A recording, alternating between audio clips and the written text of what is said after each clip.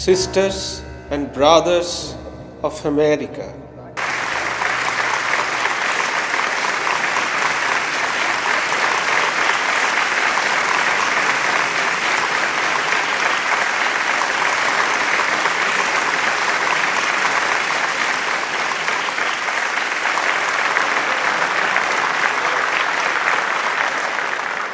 it fills my heart with joy unspeakable to rise in response to the warm and cordial welcome which you have given us. I thank you in the name of the most ancient order of monks in the world. I thank you in the name of the mother of religions. And I thank you in the name of the millions and millions of Hindu people of all classes and sects.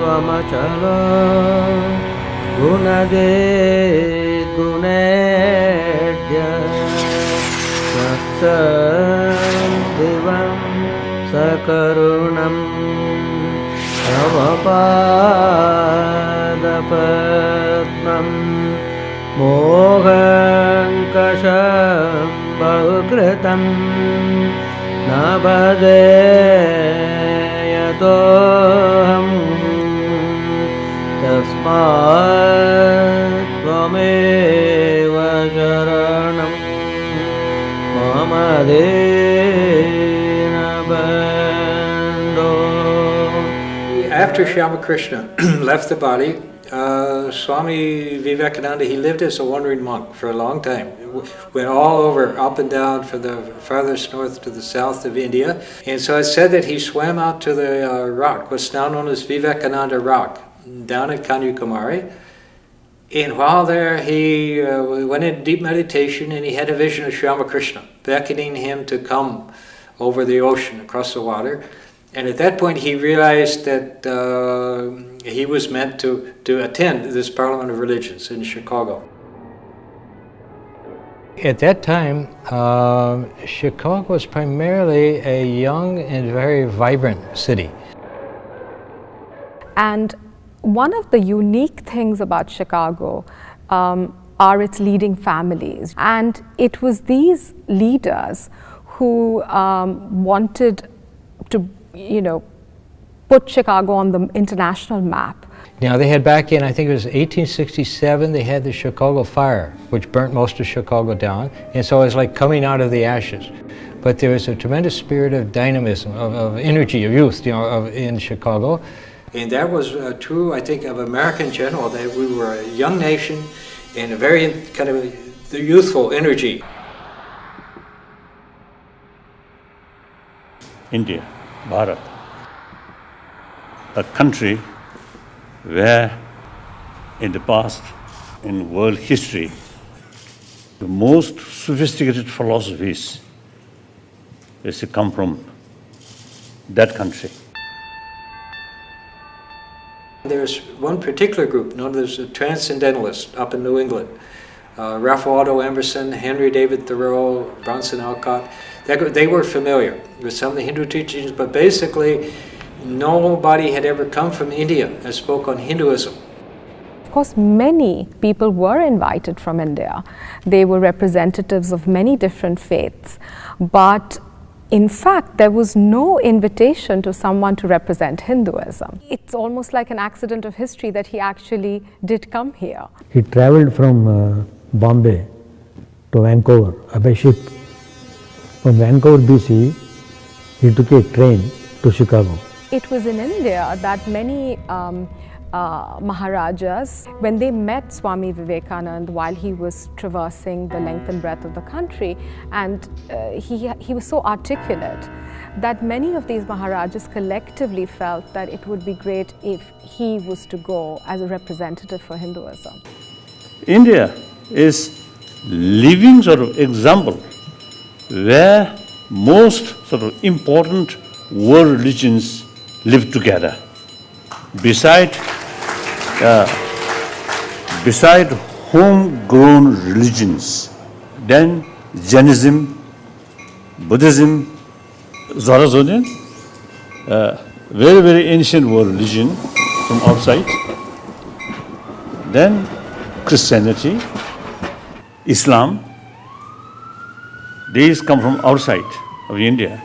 But all these major world religious traditions live together in this country. My thanks also to some of the speakers on the platform who, referring to the delegates from the Orient, have told you that these men from far off nations may well claim to honor of bearing to different lands the idea of toleration. I am proud to belong to a religion which has taught the world both tolerance and universal acceptance.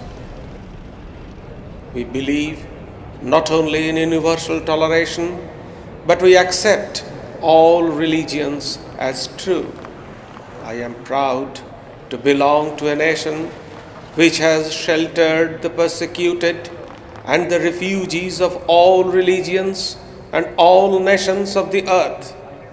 I am proud to tell you that we have gathered in our bosom the purest remnant of the Israelites who came to southern India and took refuge with us in the very year in which their holy temple was shattered to pieces by Roman tyranny. Now in 1893, we had, as you know, we had the Columbian Exposition. And it also revealed the latest discoveries in science and technology. That Edison was just, his inventions were just coming out. Tesla was there. He had invented or discovered alternating current. Charles Bonney was the one who came up with the idea. He said that as we showcase our kind of material achievements, it's important to showcase our intellectual and social and cultural achievements as well. And so they organized a series of 12 different congresses. And one of these was the Parliament of Religions. He has to undergo a lot of hardships. He didn't realize he needed an official invitation or anything to participate in the Parliament. But in Boston, he met a professor. Professor Wright. He was the professor of philosophy in the university. When Swami Vivekananda asked for credentials, and he said, Swamiji, it is very funny to ask credentials from you. It's like asking credentials from the sun regarding its right to shine. He had a very powerful personality. He had these glowing eyes and he was full of passion. And he always wore the Swami's robes. And he spoke very well. He spoke very good English. Then he came by train to Chicago. At that time, the introduction he got from Boston, it was lost. And it was September and it was very cold here.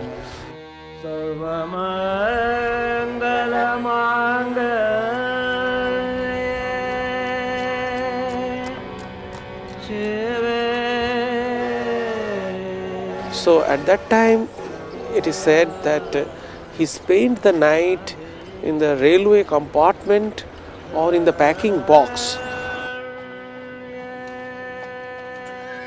In the morning, he was totally exhausted, dejected, tired.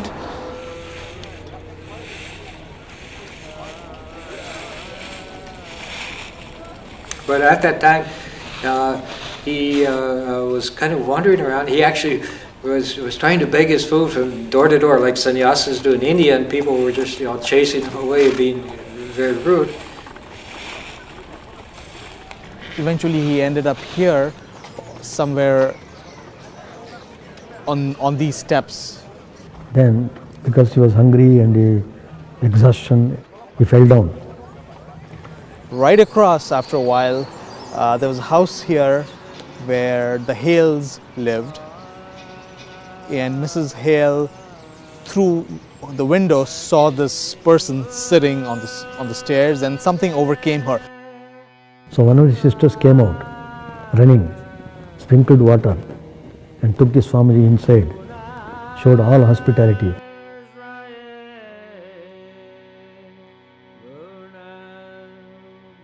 And then she took Swami Vivekananda to Parliament Regents.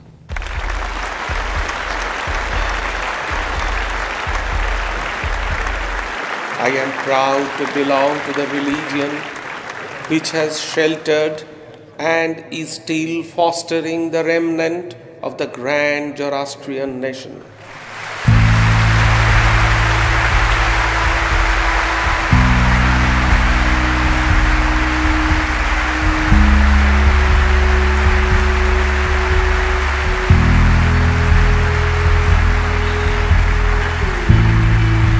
This was not just words, it had this whole spiritual sadhana, everything behind it. It was there that he made his powerful advent. Hinduism at that time was only known for the practices that the colonial government was trying to eradicate in India. It was not known what is Hinduism, what are its tenets, what are its beliefs, what are its texts. What he was trying to do there was to say what the Rig Veda said thousands of years ago, Ekam Sat Vipraha Bahuda Vadanti. The truth is one, the wise call it by many names. The concept of multiple paths to the divine is built into the Vedanta.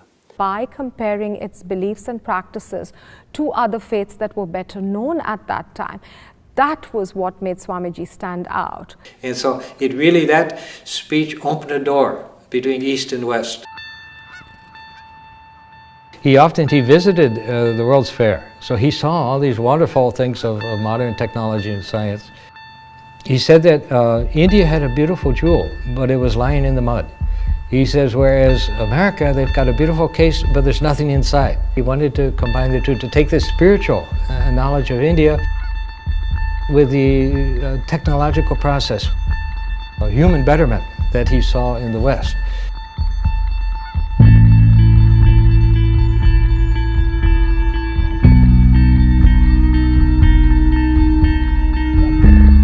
As the different streams, having their sources in different places, all mingle their water in the sea, so, O Lord, the different paths which men take through different tendencies, various though they appear crooked, so straight all lead to Thee. That there is an underlying spiritual unity for all diversity and for all of humankind. It was the ground for which he spoke to the West and said that this ground also needs to be understood, and that the material achievements, the prosperity and the efficiency and the science and things from the West also were parts of that spiritual unity.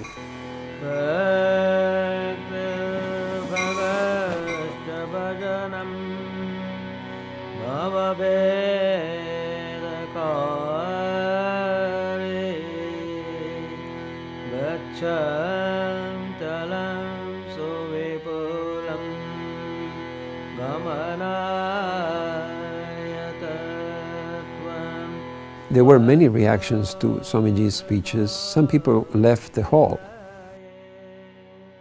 because they couldn't take his message. It was outrageous to say that we are God. It was blasphemy. Well, the reaction was from the people of Chicago. You know, when we think about the thunderous applause for 2 minutes, and in fact, he became the toast of Chicago. In the newspaper reports, they would say that, why do we send missionaries to India? They don't know, they don't need to be preached. They have these wonderful teachers. Whenever there would be a slow session, the organizers would announce Swamiji is coming to speak, and all the crowds would move from this auditorium to the other one in order to hear him speak. His audiences were always very large, and that continued outside in the salons of Chicago as well. And the way that he spoke to people was a universal, modern message that was not intermediated by language or the cultural bondage. And he also gave an affirming message to the West, was that India had much to learn from Western culture. So in his analysis of the civilizational differences between East and West, he had an affirming role for the West as well as for the East. He spoke here shortly after, for 2 Sundays in October after the Parliament ended. He would have stood where I'm standing right now, behind an older version of a pulpit, but literally I'm standing in his footsteps. The house was packed for 2 consecutive Sundays, overflowed crowd.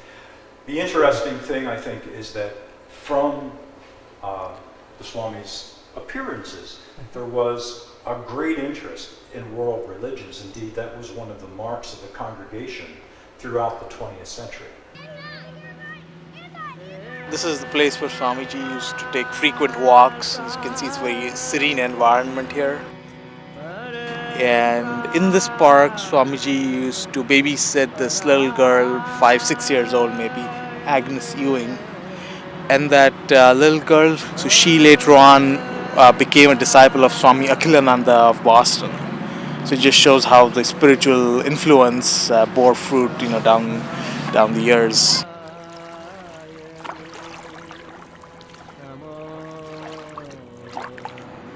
And it's likely that this is the place, shore of Lake Michigan, where it's recorded that it reached Samadhi in one of his experiences. Inactive. তখন ব্রহ্ম বলে কই, then I call it Brahman. যখন সৃষ্টি স্থিতি প্রলয় করেন তখন শক্তি বলে কই, কালী বলে কই. So when he is involved in সৃষ্টি স্থিতি প্রলয়, creation, preservation and destruction, then I call it Kali or Shakti. তুমি যাকে ব্রহ্ম বলছো, to who you are calling Brahman, তাকেই কালী বলছি. I am calling that Kali only. When he was alive and speaking, he was meeting with the movers and shapers, very wealthy people, philosophers, psychologists. He was at the epitome of the Western civilization at that time. And he was able to engage the community leaders. And that was one of the reasons why his impact was so great. So the Western followers who he was impacting were really leading the society at that time.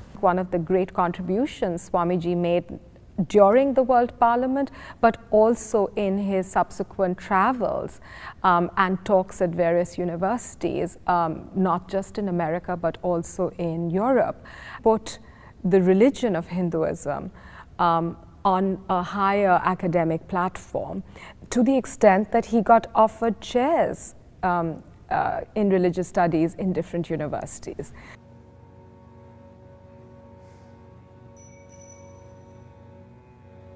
There are now so many Indians in so many of the places where the Vedanta centers are thriving that the primary audience is the Indians who are now living around the Vedanta centers.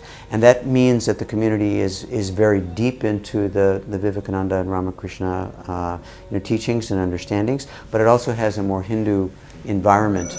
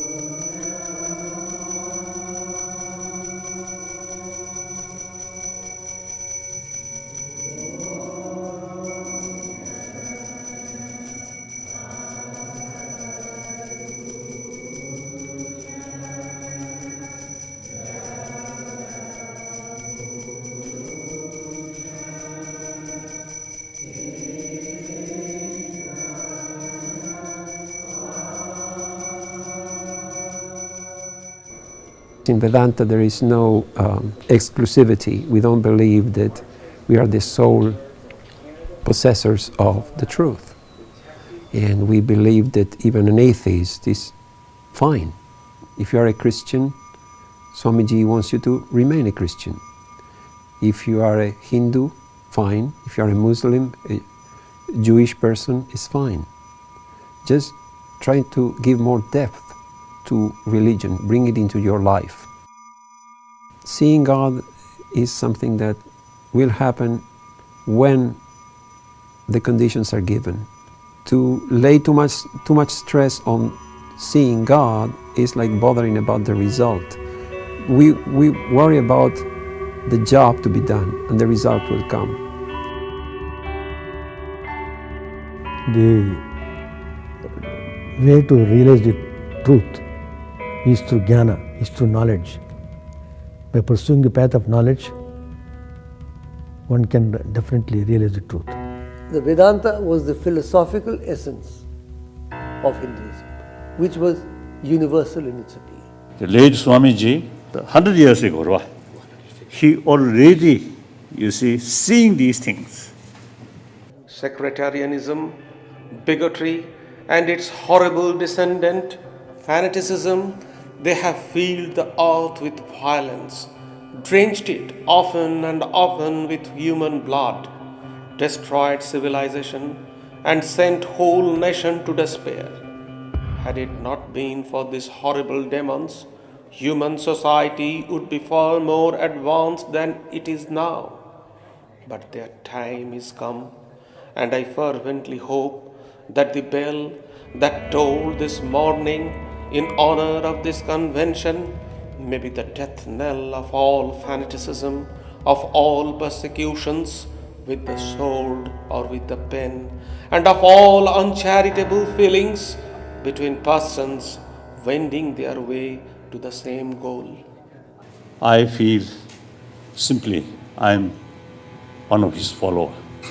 Om Hrim Mritam Tvamachala Gunade Gunedya Naktam Devam Sakarunam Tavapadapatmam Mohankasham Bhagritam Nabadeyatoham